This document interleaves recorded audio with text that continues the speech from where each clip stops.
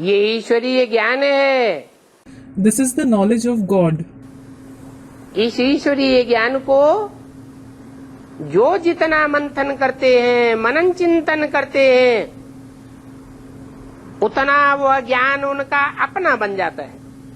The extent to which someone churns this knowledge of God, the extent to which someone thinks and churns it, the knowledge becomes his own to that extent. और अमृत तुल्य बन जाता है। And it becomes as valuable as nectar. रस पैदा करता है। It creates essence. पवित्र देवता बनने के लिए ये मंथन बहुत जरूरी है। This churning is very essential in order to become a pure deity. और मंथन भी उनका ही चलेगा जो याद में रहेंगे। And only those who stay in remembrance in the soul conscious stage will be able to churn the knowledge. आत्मिक स्थिति में रहेंगे। आत्मिक स्थिति में रहने से मन बुद्धि रूपी आत्मा अति सूक्ष्म बनती है और ज्ञान की गहराइयों को पकड़ती है। By staying in the soul conscious stage, the mind and intellect like soul becomes extremely subtle and grasps the depth of knowledge.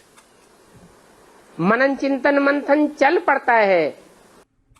Thinking and churning starts taking place. साथ ही साथ मनन चिंतन और ही तीव्र गति से चले, उसके लिए क्या जरूरी है?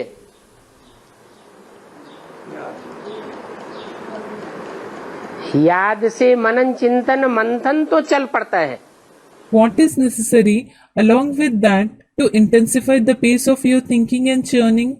Student replies, thinking and churning certainly starts through the remembrance.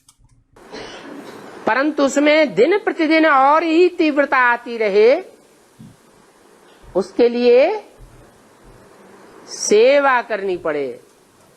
But in order to intensify it more, with each passing day, you need to do service. जितना जितना औरों को सुनाते रहेंगे, उतना अपना ज्ञान धन बढ़ता जाएगा। The more you keep narrating the knowledge to others, the more your wealth of knowledge will keep increasing. साथ ही ऐसे सर्वसेवुल बच्चों को खुद बाप याद करते हैं। In addition, the father himself remembers such serviceable children.